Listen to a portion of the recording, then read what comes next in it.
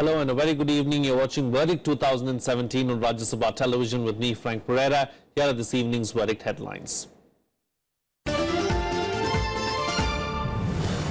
Election Commission officials prepared for 6th phase of polling in Uttar Pradesh and 1st phase of polling in Manipur. Hectic campaigning continues in both states for final phases on March 8th.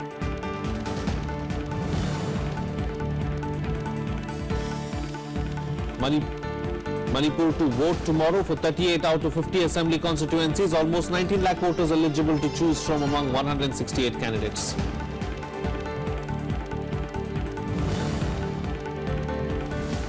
And 8 days to go for counting. Parties focus on final phase of elections in Uttar Pradesh. Prime Minister Narendra Modi and Mayawati hold rallies in Mirzapur. Akhilesh Yadav addresses voters in Ghazipur.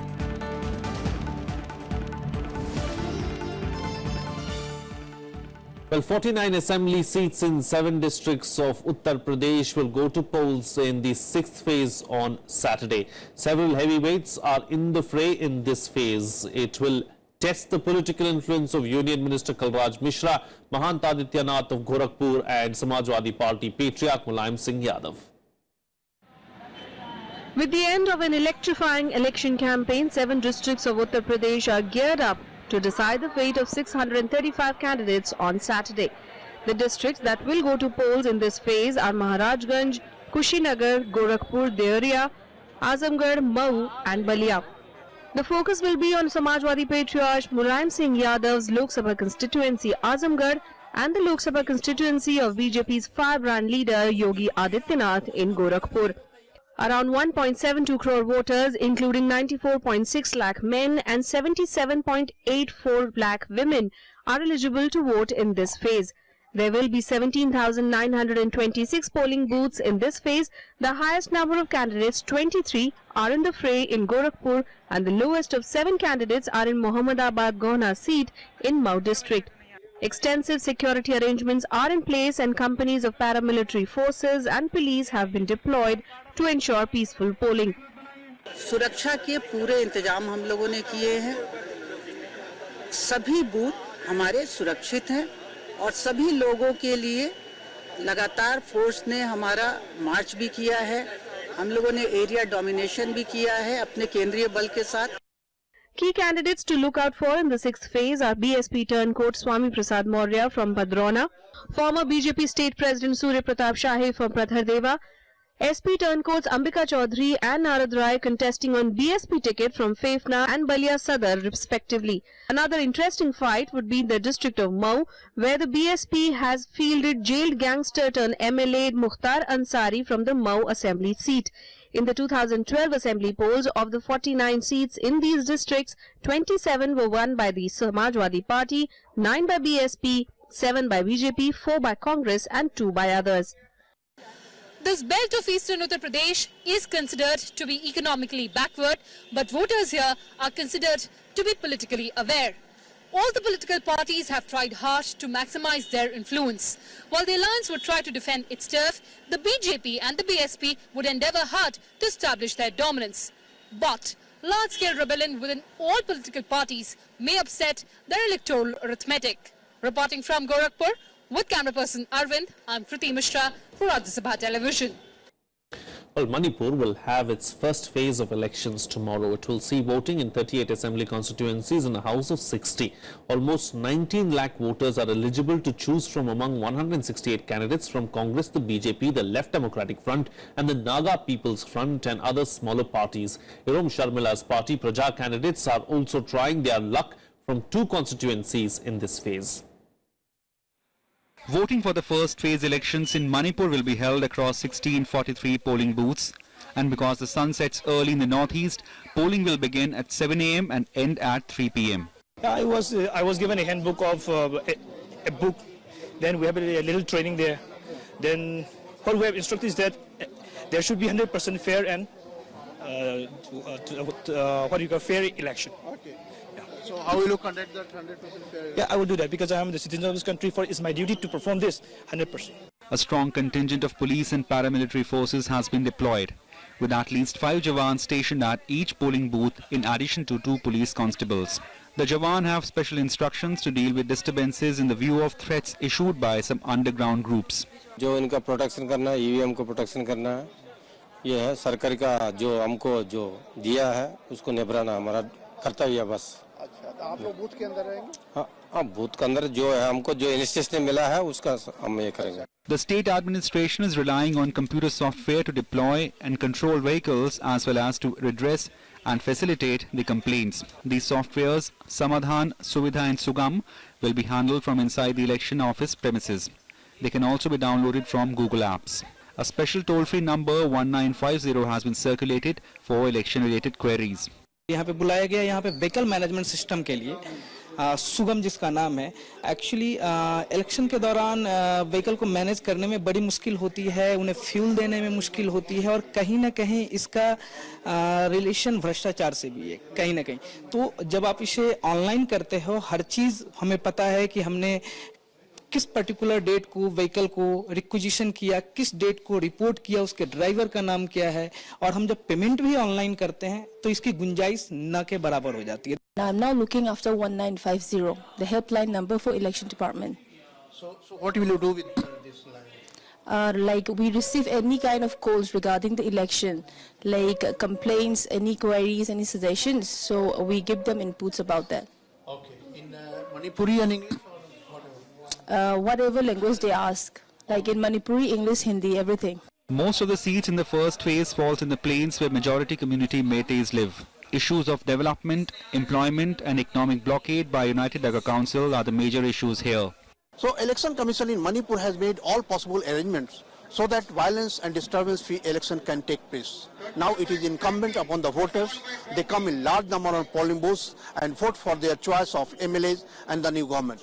It is important for Manipur and its development. Akhilesh Suman for Rajya Sabha Television with camera person Prashanto in Imphal. Well, join me for a chat this evening to talk about the elections is Sanjay Singh, political editor of the First Post. Also joining me on the program are our correspondents Shyam Sundar from Azamgarh and Akhilesh Suman from Imphal. I'd like to begin with Akhilesh Suman. Of course, Akhilesh, the first phase of polling will be held in Manipur tomorrow. What are the kind of arrangements that are in place to ensure free and fair elections?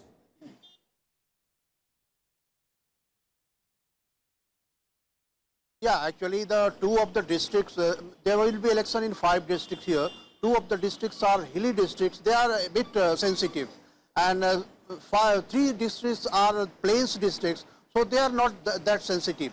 But Election Commission has made vulnerability index. That index is changing over the time because every hour they check the vulnerability and it changes. So they are always monitoring that what is the disturbance going here, whether everything is all right. And I saw in the Election Commission a big screen is in place and all polling booths are connected with web camera. If there is no 3G connectivity, then they are recording it and send it simultaneously by some VP sat or something like that. So in a way, Election Commission is keeping a tab and a huge arrangement of paramilitary forces have been done. As you must have seen that they are from ITBP, BSF and CRPF mainly, and Assam Rifles is already there. Mizo Rifles has come here. So in a way that Election Commission has tried to ensure that in insurgency prone area, somehow or other there should be no disturbance, because even when there has been assurance for United Naga Council and other underground groups working here, they have told their people to go and vote for the party of their choice. Some underground organizations have instructed to vote against the Congress and some have instructed otherwise.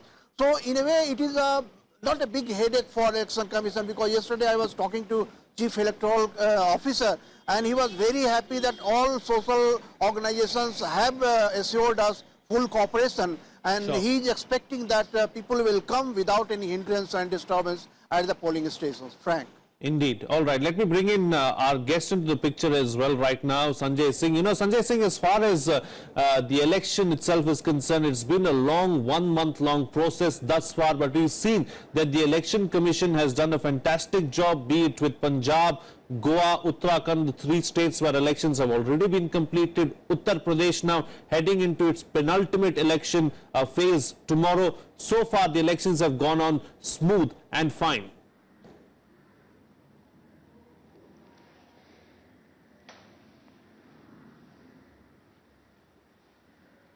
It seems like we have lost the line there with Sanjay Singh. Let me bring in our reporter Shyam Sundar into the picture now as well from Azamgarh, where elections in the 6th phase will be held tomorrow, which is Saturday. Shyam Sundar, what are the kind of arrangements and preparations that have been made for the 6th phase of polling in Uttar Pradesh? Well, as far as election arrangements are concerned, now it's a routine thing for election commission. Central paramilitary forces are there to take care of security arrangements, and elaborate arrangements have been made by the administration and election commission. We visited few of the centers from where EVM machines were distributed. Webcasting would be there. So and there are few areas which are declared sensitive zones, and special instructions have been given to poll officials to take special care in those areas. So there are elaborate arrangements for the polling on 4th of March. Indeed, elaborate arrangements for the 4th of March. I'm going to come back to you, Shyam Sundar, for another reaction in just a bit. But let me bring in our guest right now. Sanjay Singh, political editor of the First Post, has rejoined us on the program right now. Sanjay Singh, as far as the elections thus far are concerned, it's been a long 1 month process thus far, but elections have gone on smoothly, be it Punjab, Goa, Uttarakhand, the states where elections have already been completed. Uttar Pradesh too, in its penultimate phase, going to polls tomorrow, is of course it's a great exercise as far as the election commission is concerned, carrying out these free and fair elections over the last 1 month.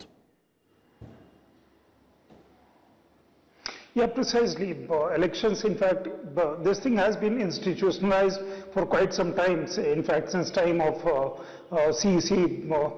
And thereafter, in fact, that process has been, in fact, if you see the process of deferring elections into 5 phases, 4 phases, 6 phases, 7 phases, in fact, now it is stretching beyond 1 month.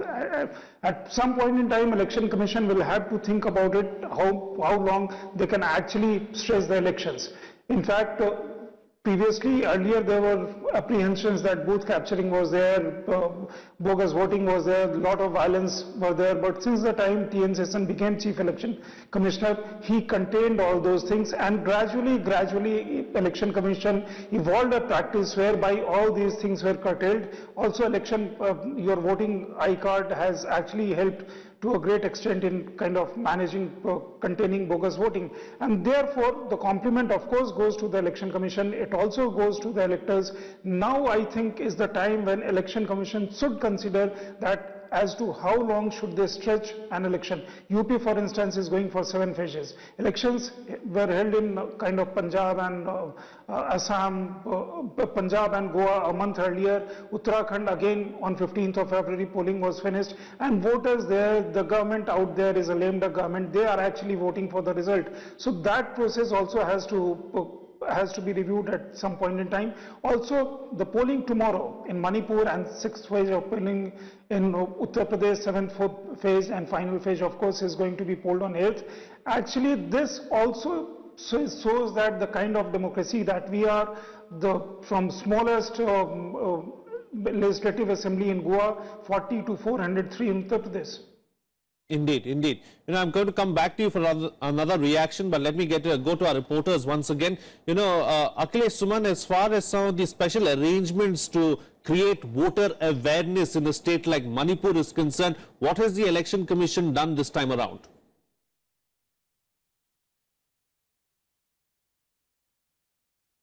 Yeah, Election Commission has done fantastic job here, because I was here for a long time, and then I saw that Election Commission has organized a painting exhibition that is 1 kilometer long.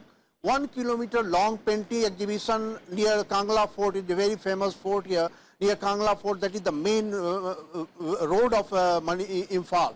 And it was participated by great number of children, youth, and their parents were also present there, and it was flashed by the media also, it was projected. And Election Commission has put huge banners and boards near all major places, like all visitors places, all offices, like even near hotels they have put like this. So Election Commission in this state was very aware that people who are gathering, people where they gather, they should see that yes, election is there and they are appealing. Sure. And even they have walked through the social media. I saw that there is a whole big hall was working on the social media in Election Commission's office. They were working through Facebook, they were working through WhatsApp groups they have created for every district with the DCs. Indeed. And also the journalist WhatsApp group is also working around the clock. So it's very, very interesting, and they are using all sorts of software that I was telling that they have given mobile app. You can download that app. Every voter can download that app, and they can see that where their polling booth is there. They can see their name. All right, Akhilesh Suman, I'll have to leave to that because I've got very limited time on the program right now. I'd like to get a very quick comment from Shyam Sundar as well. First-time voters and young voters, of course, this time around are going to change the fortunes of the political parties. What's being done in Uttar Pradesh to woo some of these voters?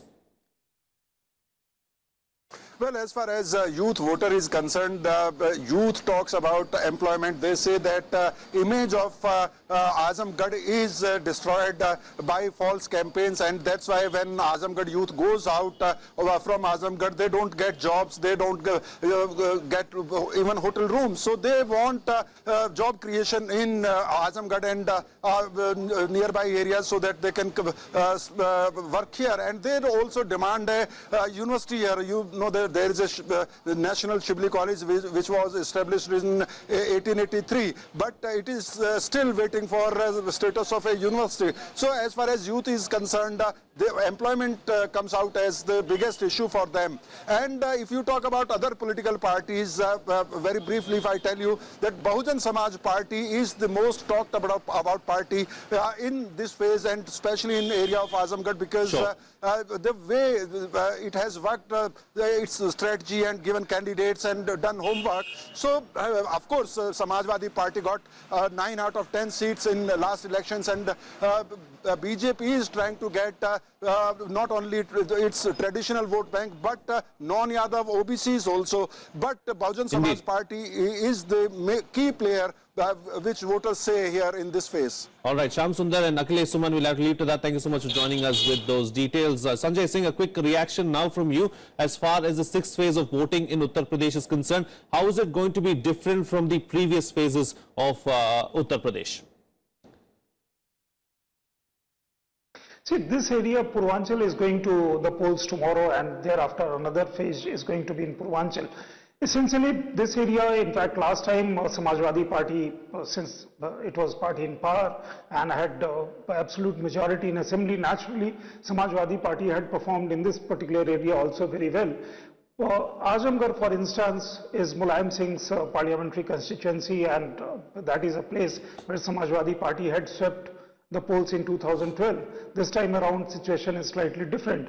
But apart from that, having entered into concluding phases of UP elections, now only 89 seats, more to go tomorrow and on 8th, elections at this point in time are poised to that final concluding phases, and therefore all political leaders, all political parties are making their last ditch attempt to woo the voters and gain maximum mileage that can gain out of these 2 phases of elections. Election Commission so far has done kind of commendable work. Voters have also come out in good numbers, except for the last phase where the polling percentage was slightly less. Now BJP has filed a petition with Election Commission that I think Election Commission is taking care of that. Indeed. But interestingly, these elections, month-long election, have gone peacefully, and voters have voted with certain degree of enthusiasm. I think that process is commendable. Indeed. All right, Sanjay Singh, we'll have to leave to that. Thank you so much for joining us there with your inputs on the elections. Now, with the focus for Uttar Pradesh shifting to the 7th and last phase, political bigwigs in BJP, BSP and the Samajwadi Party addressed several rallies in the poll-bound state. Addressing crowds in Mirzapur, Prime Minister Narendra Modi highlighted the difference in the development between the eastern and the western parts of the state. Chief Minister Akhilesh Yadav and BSP Chief Mayawati both attacked the BJP at their respective rallies. With 8 days to go for counting, political parties are focused on the 7th and final phase of the elections in Uttar Pradesh. Prime Minister Narendra Modi addressed a rally in Mirzapur, where he took on Chief Minister Akhilesh Yadav over his government's unfulfilled promises in the state. Modi said the party had failed to build even a bridge that it had promised in Mirzapur. हर छोटे मोटे नागरिक का interview देख लीजिए, हर कोई कह रहा है उत्तर प्रदेश का ये चुनाव एक उत्सव है, उत्सव। और ये उत्सव है सपा बसपा कांग्रेस की मुक्ति का अवसर है, छुट्टी का अवसर है भाइयों। Shortly after Modi's address, BSP chief Mayawati also addressed a rally in the place. Targeting the Prime Minister, Mayawati alleged that Modi actually belonged to the upper caste but assumed an OBC identity to exploit election benefits. The BSP leader also called the BJP both anti-Dalit and anti-minority at a rally in Jaunpur. यदि चुनाव में किन्हीं कारणवश BJP प्रदेश की सत्ता में आसीन हो जाती है तो तब फिर ये पार्टी व इनकी केंद्र की सरकार अपने आरएसएस के एजेंडे के मुताबिक ही चलकर यहाँ मौका पाते ही या तो आपके पूरे आरक्षण को खत्म कर देगी या फिर इसे पूरे तौर से प्रभावहीन ही बना देगी। Chief Minister Akhilesh Yadav meanwhile addressed a rally in Ghazipur, where he challenged Modi for a debate on development. BSP President also highlighted the developmental schemes of his government.